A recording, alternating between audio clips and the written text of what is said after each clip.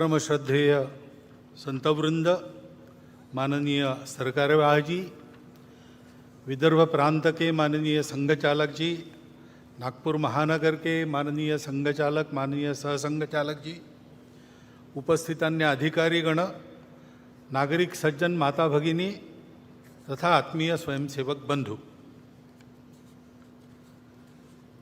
वास्तव में हमारे प्रमुख अतिथि जी ने जो बात अपने भाषण में कही, उसके अलावा और कुछ कहने की, सोचने की ज़रूरत नहीं है। वो अच्छे गायक भी है और अच्छे वक्ता भी है, ये आज पता चला है हमको, परंतु मुझे तो बोलना पड़ेगा। लिखित भाषण मेरा चला गया है मीडिया में, उसमें से बातें आएंगी, परंतु कुछ बातें आपके सामने यहाँ से रखना ये आवश्यक हो जाता है, इसलिए मैं रख रहा हूँ। ये बात सही है और हम सब उसका अनुभव कर रहे हैं कि प्रतिवर्ष भारतीयों का गौरव दुनिया में बढ़ रहा है। दानवता पर मानवता की पूर्ण विजय का ये जो विजय पर्व अपना विजयादशमी है, इस वर्ष की विजयादशमी में भी हम ये अनुभव कर रहे हैं। ऐसा अनुभव देने वाले कई प्रसंग हमने अभी अभी अनुभूति में हमारे लाए हैं।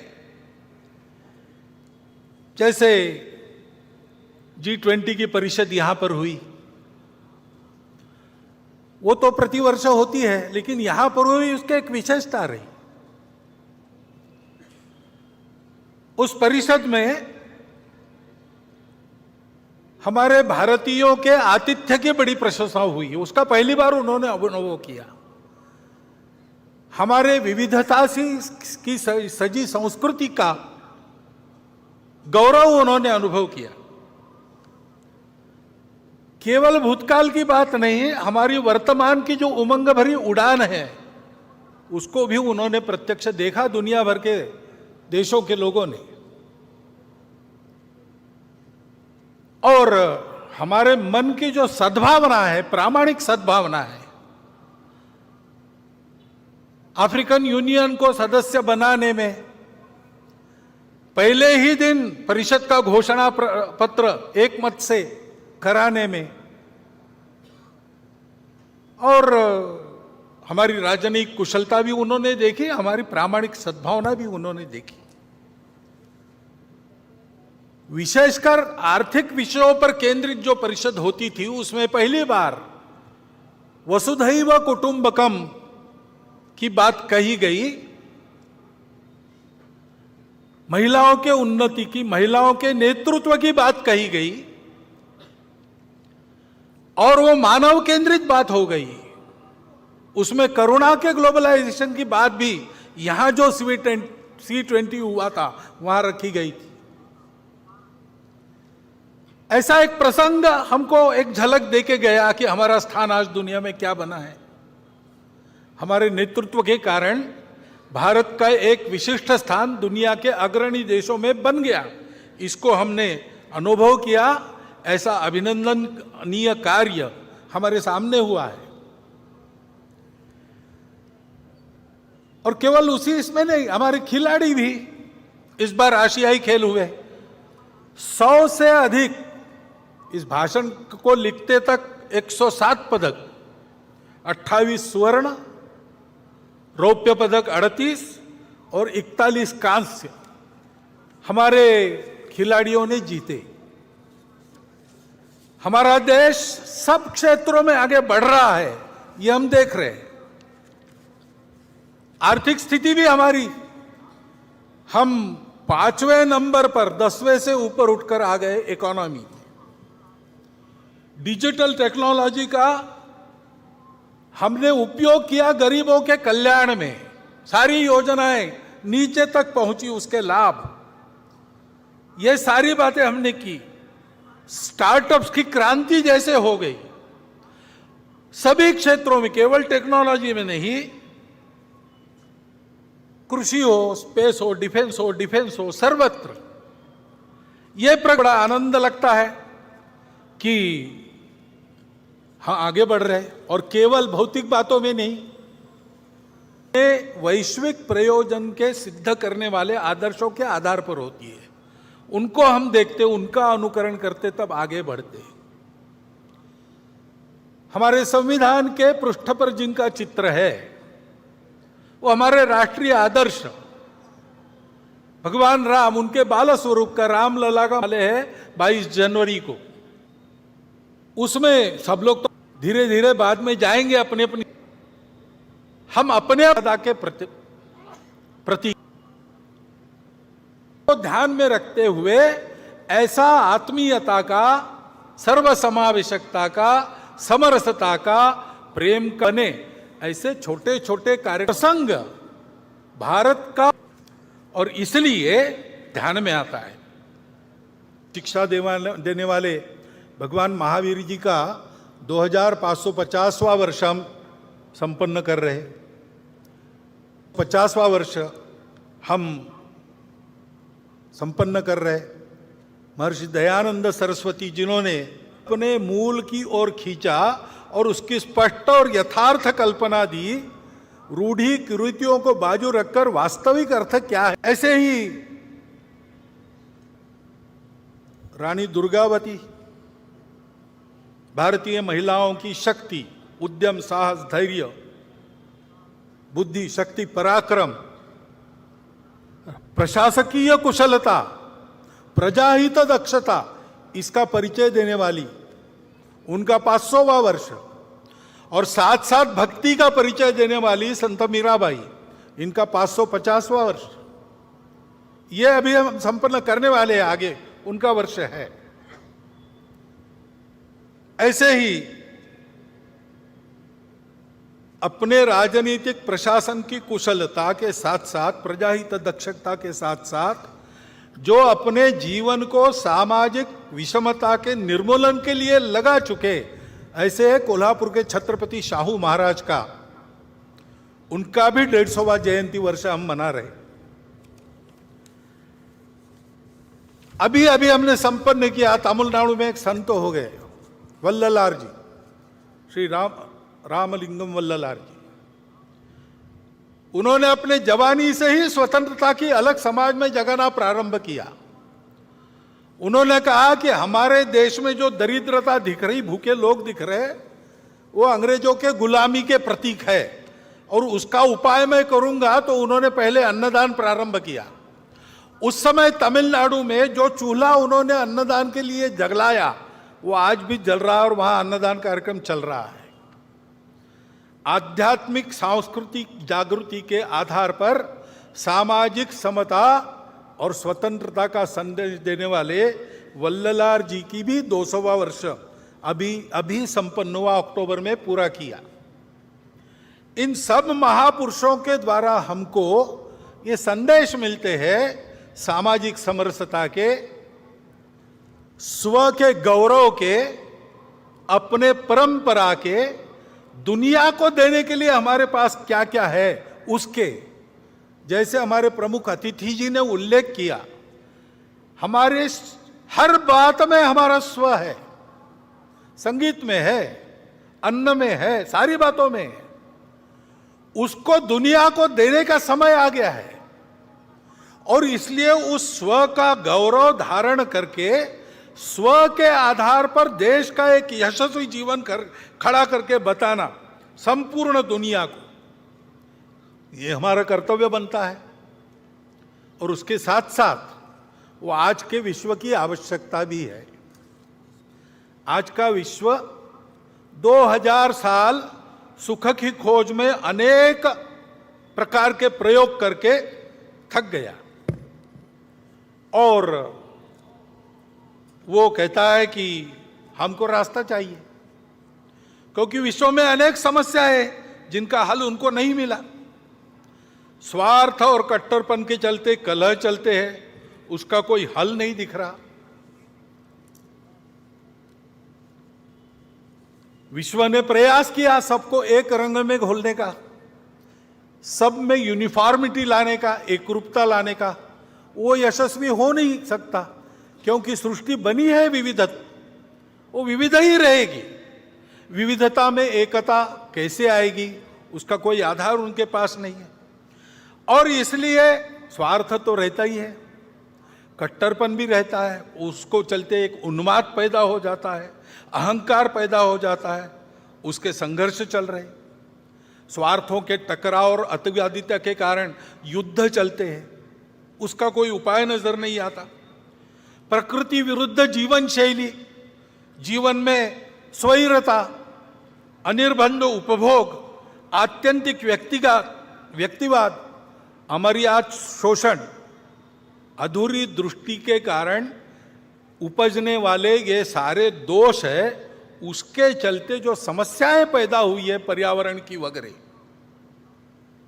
विश्व को उसका रास्ता नहीं दिख रहा है। और उसकी भी अपेक्षा है कि भारत रास्ता दिखाए। भारत को अपने देश में इन समस्याओं का निराकरण करके रास्ता दिखाना होगा। अपने देश में भी ये समस्याएं है, बड़ी बात नहीं। समस्या होना कोई गलत नहीं, जीवन में समस्या रहती है। और हम आज दिखा रहे कि हम सामना करके उन समस्याओं का उपाय करेंगे। हमारे यहां भी रहती है समस्या, पर्यावरण की समस्या हम देखते हैं, संकट हम पर भी है। अभी हिमालय क्षेत्र में जोशीमठ में घटनाएं हुई, हिमाचल प्रदेश में घर धंसने लगे, उत्तराखंड में हुआ। पूरे हिमाचल क्षेत्र में ये जो प्रकृति का प्रकोप दिखता है, चर्चा करते लोग कि क्या होगा, यहां भी गड़बड़ हुई तो कैसे होगा, कोई बड़ा संकट आने वाला है क्या? आने वाला होगा तो होगा, लेकिन डरने की क्या बात है, उसका उपाय करने की बात है। महत्वपूर्ण क्षेत्र है, हमारी उत्तर सीमा इस क्षेत्र से बनती है। हमको सीमा सुरक्षा का भी विचार करना पड़ेगा। इस क्षेत्र में उत्तर भारत की सारी बड़ी नदियां जल लाती है, चीन को भी जल ले जाती है, दक्षिण पूर्व एशिया को भी जल ले जाती है। इस क्षेत्र का खराब होना, इसका मतलब हमारी जल व्यवस्था का खराब होना होता है। तो जल सुरक्षा का भी विचार करना पड़ेगा, पर्यावरणीय स्वास्थ्य का भी विचार करना पड़ेगा। उत्तर को हिमालय की दीवार खड़ी है, इसलिए हमारे यहां 6 ऋतु चलते हैं। वर्षा होती है मौसमी हवाओं के कारण, वो हवाएं वहां टकराती है, फिर से भारत में वापस आती है। जाते समय आते समय वर्षा होती है। इसमें अगर बदल हुआ तो पर्यावरण का संकट भी है।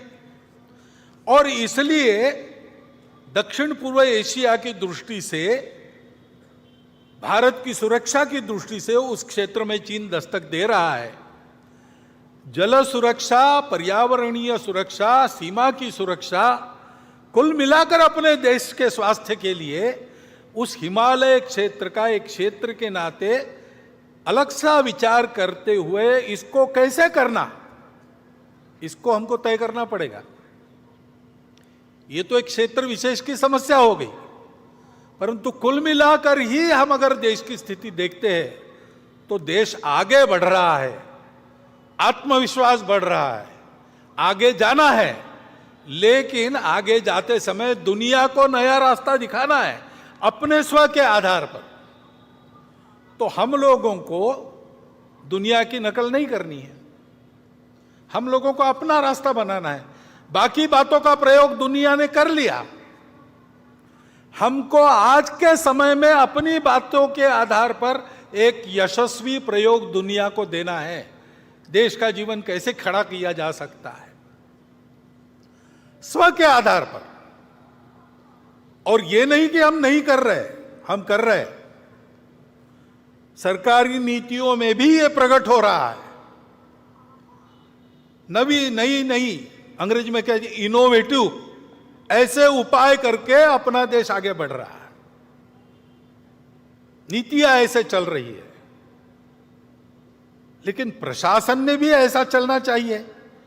तो प्रशासन के दिमाग में यह बात चाहिए, वो पूरी है ऐसा लगता नहीं, उनको तैयार होना पड़ेगा। और शासन प्रशासन तो अपना काम कर ही लेंगे, परंतु समाज को भी करने की आवश्यकता है। समाज को भी अपने स्व का पूर्ण ज्ञान होना चाहिए। ये समझ में आना चाहिए कि हमारी सब बातों में हमारा स्व है, इसलिए हमारी कौन सी बातें काल सुसंगत है उनको रखना चाहिए। कौन सी ऐसी बातें दुनिया में चल रही जिससे हमको सीखना है उसको हमको लेना है, परंतु देशानुकूल बनाकर लेना है। और कौन सी ऐसी बातें हैं जो हमारी अपनी है, वो समयानुकूल है कि नहीं, काल सुसंगत है कि नहीं, ये देखते हुए उनमें आवश्यक परिवर्तन करते हुए जो काल बाह्य हो गई उनको छोड़ते हुए हमको भी अपने आचरण को बदलकर आगे चलना चाहिए। क्योंकि संपूर्ण देश को आगे बढ़ना है तो शासन की स्व आधारित युगानुकूल नीति बन रही है, धीरे धीरे ही बनेगी। गलत नीति पर पोथीनिष्ठता के कारण या भ्रामक कल्पनाओं के कारण इतना आगे चले गए थे, एकदम अबाउट टर्न नहीं हो सकता। ऐसे हम गए, अब धीरे धीरे मुड़ रहे हैं, वो काम होगा, परंतु उसके साथ साथ हमको प्रशासन की तत्पर सुसंगत लोकाभिमुख कृति चाहिए। और हमारे लिए सबसे महत्वपूर्ण है समाज का मन वचन कर्म से सहयोग और समर्थन। इससे देश की स्थिति में परिवर्तन आएगा। आज की हालत में अपने मूल्यों पर हम खड़े होकर अगर परिवर्तन लाते हैं तो उससे दुनिया को नया रास्ता मिल जाएगा। अब ये हम करने लगे, लेकिन थोड़ा और एक बात का भी ध्यान रखना पड़ेगा। दुनिया में कुछ लोग हैं, भारत में भी कुछ लोग हैं जो नहीं चाहते कि भारत खड़ा हो, और इसलिए समाज में कैसे विभेद पैदा करना, समाज की सामूहिकता जो निर्माण हुई उसको कैसे तोड़ना, अलगाव और टकराव कैसे पैदा करना, ऐसा वो प्रयास करते हैं। अपनी असावधानी के कारण, अपने अविवेक और परस्पर अविश्वास के कारण हम भी कभी कभी उसमें फंस जाते और अप्रत्याशित उपद्रव खड़े हो जाते। क्योंकि भारत का उत्थान होगा तो कलह मिटेंगे, भारत का उत्थान होगा तो दुख जाएगा, शोषण जाएगा। इनके आधार पर अपने स्वार्थ का धंधा करने वाली दुनिया की और अंदर की जो ताकतें हैं, भारत बड़ा होने से उन पर मर्यादा आएगी, वो अपने खेल नहीं खेल सकेंगे। इसलिए इनका निरंतर विरोध चलता है। विरोध करने के लिए किसी विचारधारा का आवरण ये लोग ओढ़ लेते हैं, बड़ी चिकनी चुपड़ी बातें करते हैं, कोई बड़ा उद्देश्य, मन लुभावन उद्देश्य ऐसा घोषित करते कि हम इसके लिए काम कर रहे हैं, लेकिन उनका उद्देश्य दूसरा ही रहता है, अपना उल्लू सीधा करने का रहता है। और कोई भी हो, किसी भी विचारधारा का हो, वो खाटी संघ वाला हो या कम्युनिस्ट हो, अगर वो प्रामाणिक है, निस्वार्थ बुद्धि से काम कर रहा है, तो उनके लिए वो बाधा ही बनता है। ये जानकर ऐसे सब लोगों का वो विरोध करते हैं। अभी एक नया नाम उनका चलता है दुनिया में, कल्चरल मार्क्सिस्ट या वोक, यानी जगे हुए, वोकिज्म, ऐसे शब्द चलते हैं।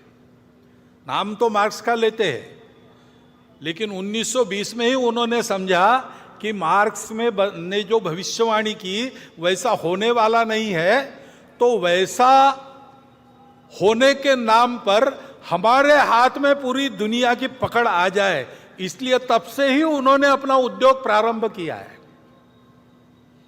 इसलिए उसी समय उन्होंने मार्क्स की बातों को भुला दिया और आगे बढ़ रहे हैं। और आजकल वो जो कहते हैं और बोलते और बताते हैं, विश्व की सारी सुव्यवस्था का उनका विरोध है। विश्व में मांगल्य का, संस्कार का, संयम का उनका विरोध है। अनिर्बंध स्वैराचार का वो पुरस्कार करते हैं। ये पुरस्कार सहज हो जाए, जोर से हो जाए, इसलिए माध्यमों को और अकादमियों में अपना वर्चस्व स्थापित कर उनका उपयोग करते हैं, देश की शिक्षा को भ्रष्ट करते हैं, देश के संस्कार को भ्रष्ट करते हैं, राजनीति, सामाजिक वातावरण, इन सबको भ्रम और भ्रष्टता का शिकार बनाते हैं। असत्य, विपर्यस्त और अतिरंजित वृत्त के द्वारा ये भ्रम और द्वेष फैलाना, भय फैलाना आसान हो जाता है। उसके चलते जो झगड़े बनते हैं, उन झगड़ों में उलझाकर समाज को अपनी पकड़ में लाना, अपनी अधिसत्ता में फांसना, ये वो करते हैं।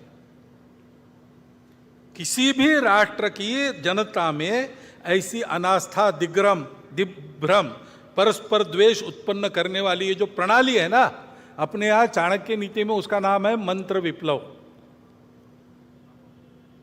विष से एक आदमी मरता है, बाणों से एक को ही मार सकते हैं, लेकिन मंत्र विप्लव से प्रजा सहित राजा का नाश होता है, ऐसी उक्ति है।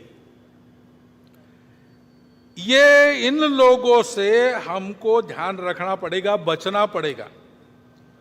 राजनीतिक स्वार्थों के लिए अपने प्रतिस्पर्धी को पराजित करने की जो उद्योग चलते हैं, उसमें इन शक्तियों के साथ गठबंधन करने का अविवेक भी चलता है। यह अपेक्षित नहीं है, लेकिन होता है। और समाज में अगर आत्मविस्मृति है, समाज में अगर अनेक प्रकार के भेद है, आपस में लड़ाई है, स्वार्थों की प्रतिस्पर्धा है, ईर्ष्या है, द्वेष है, तो फिर उनका काम आसान हो जाता है। और इसलिए इन आसुरी शक्ति को बल न बढ़े, ऐसा हमको देखना है।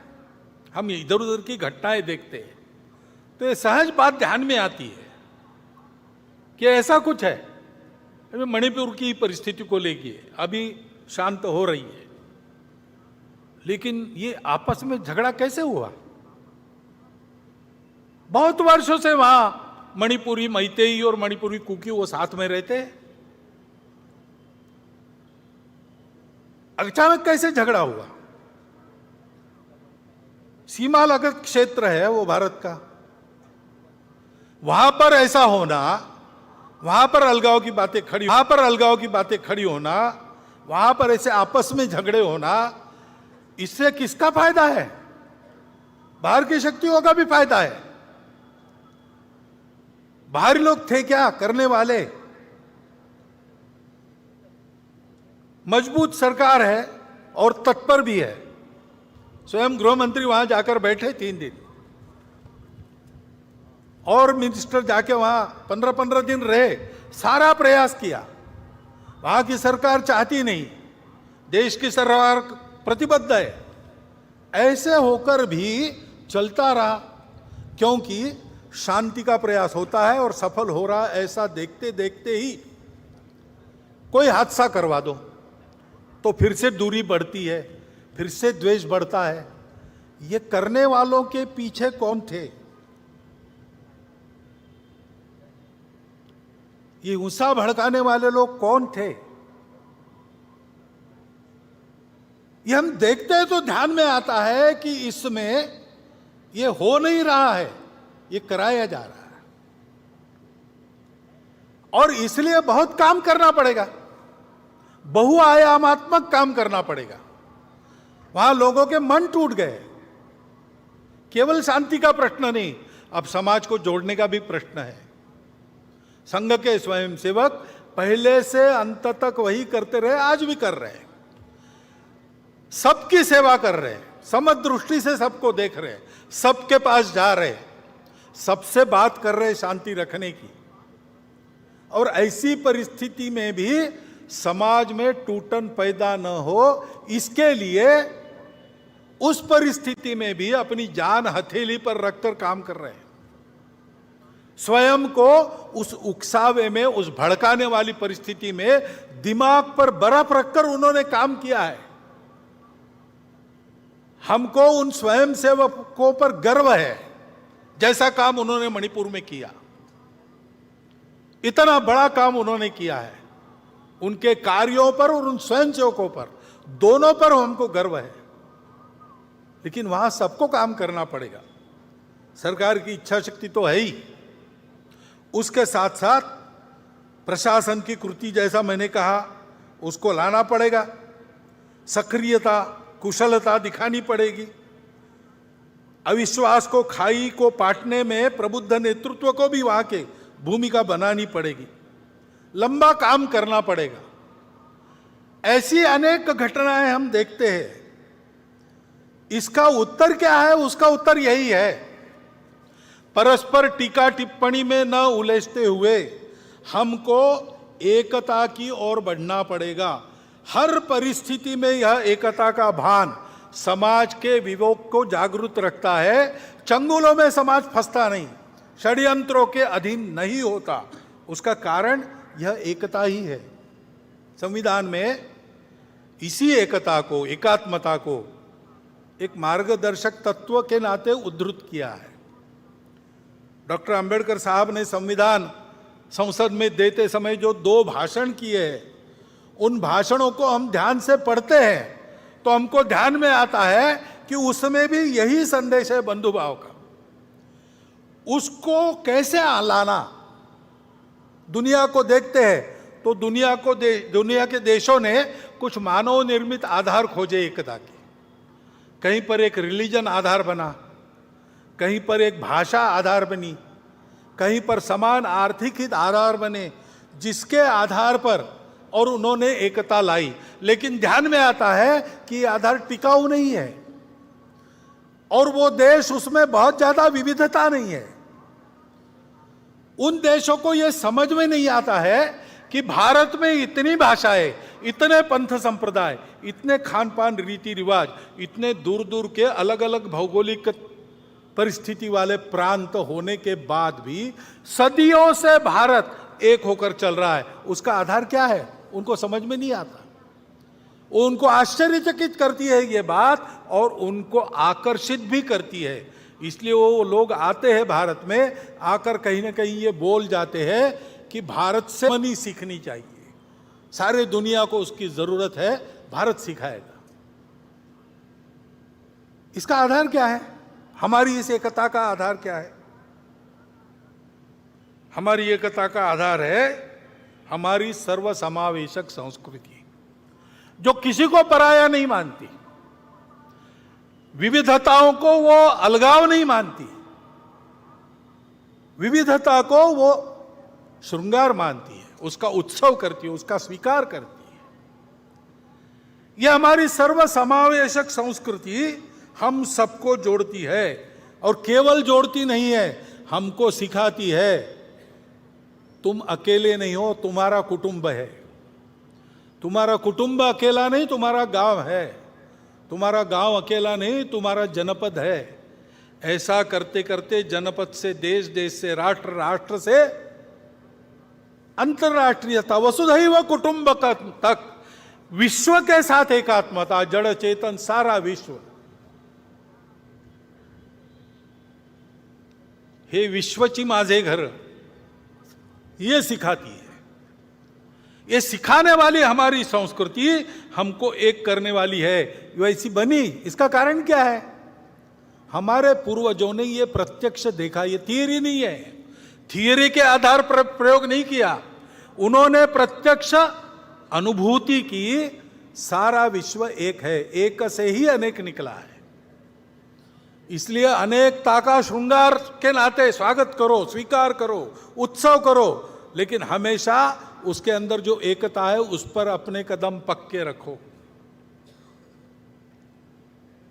इस सत्य के साक्षात्कार के आधार पर उन्होंने और 3 मूल्यों को आगे बढ़ाया। सत्य है सब अपने हैं, क्योंकि सब एक से ही निकले हैं, और इसलिए परस्पर सद्भाव, करुणा, प्रेम होना चाहिए। ऐसा होने के लिए विकार आड़े आते हैं, स्वार्थ आड़े आता है, काम, क्रोध, लोभ, मोह, मद, मत्सर आड़े आते हैं। उसको दूर हटाओ, अंतर्बाह्य पवित्र हो जाओ, शुचिता, और जीवन में इसके लिए परिश्रम करो, तपस्या करो। तपस्या अपना केवल पेट भरे या मैं उपभोग करूं, इसके लिए नहीं है। जीवन है मेरे सुख से दूसरों का सुख बढ़े, दूसरों का सुख बढ़ाने के लिए मेरा सुख काम आ जाए, इस तपस्या का संदेश दिया। उन्होंने कहा कि ये जो 4 मूल्य है, इसकी चौखट में रहना, ये जो आचरण है, ये धर्म है, इसको धर्म कहते हैं। सत्य, करुणा, तपस और शुचिता, इस धर्म के आधार पर जो आचरण करना है वो तो बुद्धि से नहीं होता, वो आदत से होता है। और इसलिए आदत बनाने वाले संस्कार जिसमें है, ऐसी जीवन पद्धति दी, उससे हमारा स्वभाव बना। पीढ़ी दर पीढ़ी छोटी छोटी कृतियों में से उस आदत का हम अभ्यास करते हैं और एक स्वभाव वाले बनते हैं, वो हमारी संस्कृति है। उत्तर से दक्षिण, पूरब से पश्चिम, अखंड भारत में, जो अखंड भारत था उसमें आज भी कहीं भी जाओ एक आपको रीति मिलेगी। दुकान में जाएंगे, आप कुछ खरीदेंगे तो ऊपर से मुट्ठी भर वैसे ही डाल देंगे। चावल खरीदा 1 किलो, 1 चिमटी और डाल देगा। आम खरीदे 100, 5 ऊपर मिल जाएंगे, उसका पैसा नहीं देना पड़ता। वो क्यों मिलता है? क्योंकि वो दुकानदार सोचता है गलती से मेरे से कम न चला जाए, मैंने कीमत ली है, मैं पूरा दूंगा। ये चलता है, केवल भारत में चलता है, अखंड भारत के क्षेत्र में। कहाँ है? किसी ग्रंथ में लिखा है? इस विषय को लेकर प्रवचन होते हैं? ये पीढ़ी दर पीढ़ी हर घर में, हर गांव में आदत लगाई गई, वो चल रही है। उससे हमारा ये स्वभाव बना है, ये हमारी संस्कृति है। ये संस्कृति ऐसी रहे, फलती फूलती रहे, इसलिए जिन लोगों ने अपना खून पसीना बहाया, इस संस्कृति का आचरण करने वाले समाज के संरक्षण के लिए बलिदान दिए, उद्यम किया, पराक्रम किया, वो सब महापुरुष हमारे आदर्श है। उनके व्यवहार का हम अनुकरण करते हैं। और ये सब ऐसे हुआ, उसका और एक कारण है, और सबसे महत्वपूर्ण कारण है, हमारी भारत माता सुजल सुफल मलयज शीतल थी, इसलिए हम समृद्ध थे। और तीनों ओर से पर्वतमालाएं, उस पूरे को पहले हिमालय कहा जाता था, और तीनों ओर से सागर। ऐसी सुरक्षितता के परिस्थिति में थे, हम सुरक्षित थे, इसलिए हमको लड़ाई झगड़े का काम नहीं पड़ा, हमको जीवन के लिए संघर्ष बहुत ज्यादा नहीं करना पड़ा। हमने फुर्सत का उपयोग सत्य की खोज के लिए किया। जहां दुनिया बाहर का सच देखकर उतना ही देखकर रुक गई, वहां हमने उसके परे जाकर अंदर के सत्य को खोजा, तब हमको वो सत्य मिला, विश्व की एकता का। तो हमारे भारत माता का उपकार है, उसकी भक्ति, वो हम सबको जोड़ती है।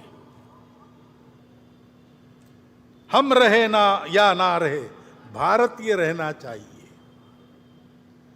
यह सब पर लागू है, सब जातियों पर लागू है, सब पंथ संप्रदायों पर लागू है। हमारे देश में इतने सारे पंथ संप्रदाय है पहले से, विदेशी आक्रांताओं के कारण और भी कुछ आ गए, चलो रह गए हमारे यहाँ। हम सर्वसमावेशक है, हम सबको स्वीकृत करते हैं, सबके लिए लागू है भारत माता की भक्ति। हम सबके पूर्वज वही है, समान है, समान पूर्वजों का गौरव, उनके आदर्शों का अनुकरण, और इस सर्व समावेशक, सबको स्वीकार करने वाली, संस्कार देने वाली, भद्रता सिखाने वाली, सत्य, करुणा, शुचिता और तपस के चौखट में चलने वाली संस्कृति को स्वीकार करके चलना, यही हमारे एकता का आधार है। उसी से एकता निकलती है। स्वार्थ के आधार पर एकता होती है क्या? तुम मुझे ये दो, मैं तुम्हें वो दूंगा, ये सौदा कितने दिन चलेगा? ये चलता नहीं। राष्ट्र की एकता सौदों के आधार पर नहीं होती, राष्ट्र की एकता अपनेपन के कारण होती है। वो स्थायी अपनापन इन 3 बातों से हमको मिलता है, लेन देन से नहीं मिलता है। बहुत लोग मिलते हैं, वो चिंतित है, देश में जो छोटी मोटी घटनाएं होती है, ऐसी छोटी मोटी ही होती है, लगभग पूरे समाज में एकता का वातावरण है, लेकिन उसको तोड़ने का प्रयास तो हो रहा है, इसलिए वो चिंतित है। आकर मिलते हैं, कहते हैं कि ये फितना फसाद और कितान ठीक नहीं, यानी आपस में संघर्ष ठीक नहीं, एक दूसरे को मारना ठीक नहीं, हिंसा ठीक नहीं है, विवाद ठीक नहीं है। उसके जगह सुलह समालामती और अमन पर चलना चाहिए, आपस में बात करनी चाहिए, सुरक्षित रहना चाहिए, शांति से रहना चाहिए। ये बात ठीक है, ऐसे ही चलना चाहिए। उसको करना है तो ये बात ध्यान में रखनी पड़ेगी कि हम लोग दिखने में अलग है, वास्तव में अलग नहीं है। हमारी पूजाएं अलग अलग है, भाषाएं अलग अलग है। हो सकता है पूजाएं एक दो बाहर से भी आई हो, दिखने में हम अलग है, लेकिन अलग अलग लोगों को यहां एक होने की बात ही नहीं है, जो पहले से एक थे और जिनमें ये सारी विविधता का पूर्ण स्वीकार पहले से था। ऐसे हम एक लोग हैं, अपनी एकता के इन 3 सूत्रों को भूल गए, इसलिए आज आपस में हम एक दूसरे को अलग अलग मान रहे हैं। वो भूलना और अपनी एकता को याद करना, ये करेंगे तब हम जुड़ेंगे। उसी आधार पर हमको फिर से जुड़ना है। हमारी समस्याएं हैं, आपस में हमारे है कुछ विवाद हो सकते हैं। विकास चल रहा है तो विकास में हमको कुछ चाहिए, ज्यादा चाहिए, मुझे चाहिए, यह स्पर्धा है। मन वचन कर्म से सारा समाज ऐसे ही चल रहा है, ऐसा नहीं है। आप तो ऐसा कहते हैं लेकिन वहां तो वैसा होता है, ये परिस्थिति है। सबका ऐसा नहीं है, लेकिन जिनको ऐसा होना है और देश को ऐसा बनाना है, उनको ध्यान में रखना पड़ेगा कि पहले ये सब ठीक हो, बाद में हम एक होंगे, ये बात नहीं चलेगी। क्योंकि ये सब ठीक नहीं, इसका कारण हमने उस अपनेपन को भुला दिया, यही है। और इसलिए पहले हमको अपने में उस अपनेपन को रखना पड़ेगा। ये सब होता है तो भी क्षोभ नहीं होना चाहिए, अविवेक असंतुलन नहीं होना चाहिए। ऐसे टर्बुलेंस में भी हमको अपना दिमाग ठंडा रखकर सबको अपना मानकर चलना पड़ेगा। धीरे धीरे सबको अपने साथ चलाना पड़ेगा। अपनेपन की दृष्टि आ गई तो उसके आधार पर इन सारी बातों के समाधान होंगे, अन्यथा दूसरा कोई समाधान नहीं। ये बातें उपायों से नहीं ठीक होती, व्यवस्थाओं से ठीक नहीं होती। ये मलम पट्टियां होती है जो कालांतर में निकल जाती, नए घाव भी बनते हैं, और घाव तो बहुत गहरे हैं। भारत विभाजन जैसी घटना का घाव बहुत गहरा है। लंबी परंपरा चली अपनी जो संघर्ष की, उसके चलते मन में एक दूसरे के प्रति कितना अविश्वास है, उसके चलते बातें भी होती है, उल जलुल बातें होती है, धमकाने की बातें होती है, चैलेंज देने की बातें होती है। यह सब हो रहा है, लेकिन उसमें हमको ठंडे दिमाग से आगे चलना पड़ेगा। इस दृष्टि को जानना पड़ेगा, उस दृष्टि का प्रचार प्रसार इस परिस्थिति के ना पड़ेगा, तब एकता आएगी, तब ये सारे सवाल ठीक हो जाएंगे। और इसलिए इस परिस्थिति के चलते ये समझना चाहिए, समस्या सबकी है। कौन विकास नहीं चाहता और किसकी दौड़ नहीं है अपने विकास के लिए। देश के अपने मर्यादित संसाधनों पर 140-42 करोड़ की जनसंख्या, उन सबका अधिकार है, तो स्पर्धा तो रहेगी। तो हमको मिला, उनको नहीं मिला, मुझे नहीं मिला, उसको मिला, ये समस्याएं सबकी समस्याएं हैं। सबको जल्दी है सब ठीक हो, परंतु ये सारी समस्या है, उनके कारण हम पर अन्याय हो रहा है, हमको अलग किया जा रहा है। ये विक्टिमहुड की मानसिकता है, उसके अधीन होने से काम नहीं चलेगा। कोई विक्टिम नहीं है, एक परिस्थिति है जिसमें से हमको गुजर के सबका भला करना है। हमारा भी हो, सबका हो, सबके साथ हम हैं। पूरा समाज ठीक होगा, हम भी ठीक हो जाएंगे उसके साथ। मैं ठीक होऊंगा और बाकी समाज वैसे ही रहेगा, ये चलेगा नहीं। ये समझ के चलना पड़ेगा।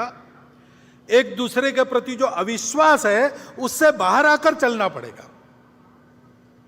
और ध्यान में रखना पड़ेगा कि राजनीति अपने देश में स्पर्धा पर चलती है। स्पर्धा में अनुयायी अपने पीछे ज्यादा खड़े हो इसलिए समाज को बांटना, यह दुर्भाग्य से रीति बन गई। और इसलिए राजनीति से इन प्रश्नों का हल नहीं निकलेगा। राजनीतिक वर्चस्व कमाकर हम इसको ठीक करेंगे, ये बात बेकार है। हमारी लोकशाही है, प्रजातंत्र है, इसमें सब लोग समान हैं, कोई ऊपर नीचे नहीं है। उसकी पद्धति से ही हमको चलना पड़ेगा। परंतु समाज की एकता के लिए हमको राजनीति से अलग होकर सारे समाज का विचार करते हुए चलना पड़ेगा। ये नहीं मानना कि ऐसा करने में कोई हम शरण जा रहे किसी को। यह भी नहीं मानना कि लड़ाई चल रही थी अब युद्धबंदी हो गई, सीज फायर हो गया, ऐसा नहीं है। ये किसी के स्वार्थ की, किसी पार्टी की पुकार नहीं है, अपनी इमेज ठीक करने का एक्सरसाइज नहीं है। ये अपनेपन की पुकार है। जिनको सुनाई देगी उनका भला होगा, जो फिर भी नहीं सुनेंगे उनका क्या होगा मुझे पता नहीं। अपनेपन की सुखा ये लेकर चलना पड़ेगा आपने। फिर से मैं याद दिलाता हूं, डॉक्टर बाबा साहब आंबेडकर के वो 2 भाषण पढ़िए, बार बार पढ़िए, पारायण करने लायक है। जैसे हम अपनी अपनी श्रद्धा के अनुसार किसी पवित्र ग्रंथों को पढ़ते हैं प्रतिवर्ष, हमारे संघ के स्वयंसेवक डॉक्टर साहब का चरित्र प्रतिवर्ष पढ़ते, वैसे डॉक्टर बाबा साहब आंबेडकर के समग्र नहीं पढ़ सकते, कम से कम वो 2 भाषण प्रतिवर्ष पढ़ते रहिए 15 अगस्त 26 जनवरी को। उसमें यही संदेश है।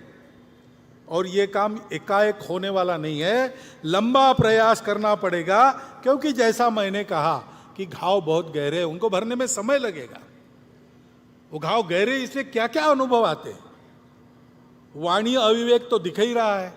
यहां तक होता है कि मुझे किसी बस्ती में घर नहीं मिलता, मैं घर ढूंढने गया तो मुझे अपने बस्ती में ही जाना पड़ता है, दूसरे बस्ती में नहीं मिलता। एक ही देश के रहने वाले लोग इतने पराये हो गए, लेकिन ये अनुभव आते हैं।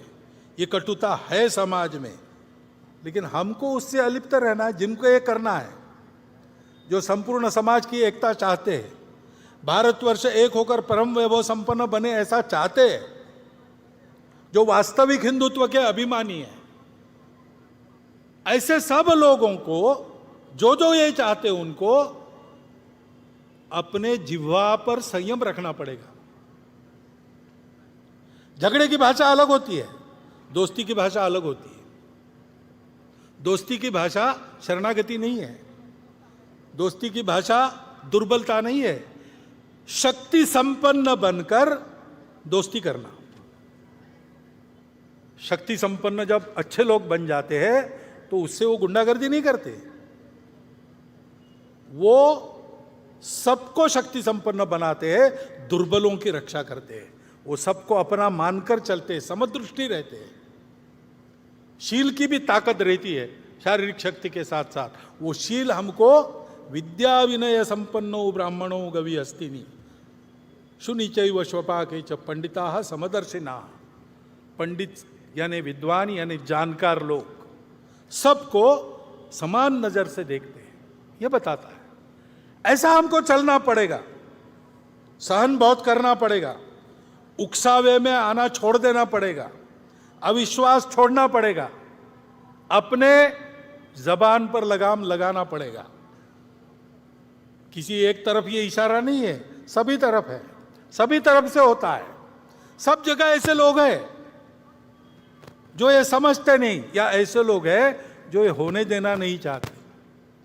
उनको छोड़ दो, उनको इग्नोर करो, अपने रास्ते पर बढ़ो, सबको जुटाओ। ऐसा चलना पड़ेगा तो फिर इस देश में इन घातक खेलों की माया में से बचकर हम लोग आगे बढ़ेंगे। ये बातें चलेगी, गुंडागर्दी होगी तो उसका तो इलाज एक ही है, संगठित बल संपन्न समाज, नागरिक अनुशासन, कानून सुव्यवस्था और संविधान का पालन करके चले इस गुंडागर्दी के प्रतिकार में शासन प्रशासन का सहयोगी बन के चले, यही उसका उपाय है। इसलिए बल संपन्न संगठित समाज बनाने का काम संघ कर रहा है। सावधान रहना है, क्योंकि अब आने वाले दिन भी, अब चुनाव के दिन है, अभी राज्यों की चुनाव है, आगे लोकसभा का है। चुनाव में तो खूब गाली गलौज चलेगी, प्रचार चलेगा लोगों को इधर से उधर लाने का। उसमें ये हथकंडे और बढ़ सकते हैं। जहां उद्देश्य नहीं, वहां भी उद्देश्य चिपका कर बातें हो सकती है। ध्यान में रखना, चुनाव में मतदान करना हर नागरिक का कर्तव्य है। वो हम सब ने करना चाहिए, मतदान को छोड़ना नहीं चाहिए। वो हमारा राष्ट्रीय कर्तव्य है। नागरिक राष्ट्रीय कर्तव्य करे, इसलिए संघ के स्वयंसेवक काम करेंगे। परंतु वो ऐसी छोटी बातों के आधार पर नहीं करना है। उकसावे में, भड़काऊ बातों से भड़ककर उकसावे में आकर नहीं करना है। ठंडे दिमाग से सोचिए, कौन अच्छा है, किसने अच्छा काम किया है। सबका अनुभव अब भारत की जनता के पास है, सबका अनुभव ले लिया। अब इसमें कौन अवेलेबल बेस्ट, उसको देना। ऐसा हमको चलना पड़ेगा। मतदान के प्रचार के समय ये सारे हथकंडे फिर से अपनाए जाएंगे, उसकी आग में हमको पड़ना नहीं चाहिए। ये ध्यान रखकर हम आगे बढ़े। संघ ऐसे जाएगा। 1925 के बाद, 1925 को संघ शुरू हुआ, 2025 100 साल पूरे होते, 26 तक वो हम शताब्दी का वर्ष, 100 साल पूरे होने बाद का वर्ष हम मनाएंगे। और इसलिए ऊपर निर्दिष्ट सभी बातों में संघ के स्वयंसेवक पहल करेंगे। संपूर्ण समाज में, आचरण में, उच्चारण में देश के प्रति अपनत्व, संपूर्ण देश के प्रति अपनत्व की भावना प्रकट हो। मंदिर, पानी, स्मशान में कई भेदभाव बाकी है तो वह समाप्त हो। परिवार के सभी सदस्यों में, कुटुंब के नित्य मंगल संवाद, संस्कारित व्यवहार के द्वारा समाज की सेवा होती रहे। सृष्टि के साथ संबंधों का आचरण अपने घर से पानी बचाकर, प्लास्टिक हटाकर और घर आंगन में और देश में हरियाली बढ़ाकर हो। स्वदेशी के आचरण से देश का भला होता है, देश आत्मनिर्भर होता है। आत्मनिर्भरता का कई प्रकार का प्रयास सरकार के द्वारा हो रहा है। समाज भी इसमें चले, स्वनिर्भर होना, स्वावलंबी होना, फिजूल खर्ची नहीं करना, देश में रोजगार बढ़ना और देश का पैसा देश के ही काम आना, ये स्वदेशी है। उस स्वदेशी का आचरण भी अपने घर से प्रारंभ होना चाहिए। कानून व्यवस्था और नागरिकता के नियमों का पालन हो। समाज में परस्पर सद्भाव और सहयोग की प्रवृत्ति सर्वत्र व्याप्त हो। इन सभी आचरणात्मक बातों का होना सब चाहते हैं, लेकिन छोटी छोटी बातों से प्रारंभ कर उनके अभ्यास के द्वारा इस आचरण को अपने स्वभाव में लाने का सतत प्रयास आवश्यक है। संघ के स्वयंसेवक को प्रयास स्वयं करेंगे और समाज को भी उस प्रभाव में जोड़ेंगे। अभावग्रस्त बंधुओं की सेवा, समाज की आपत्तियों में सेवा संघ के स्वयंसेवक नित्य करते रहे, आगे भी करते रहेंगे। लेकिन इस पर संघ के स्वयंसेवक आगे लगेंगे, उसकी तैयारियां उन्होंने प्रारंभ कर दी है। समाज हित में शासन सोचता है, प्रशासन और समाज शक्ति भी, समाज की सज्जन शक्ति भी कुछ करती है। उन सब में संघ के स्वयंसेवकों का योगदान रहेगा। समाज की एकता, सजगता और सभी दिशा में निस्वार्थ उद्यम, जनहितकारी शासन और जनोन्मुख प्रशासन स्व के अधिष्ठान पर खड़े होकर परस्पर सहयोग पूर्वक प्रयासरत रहते, तब राष्ट्र बल वैभव संपन्न बनता है।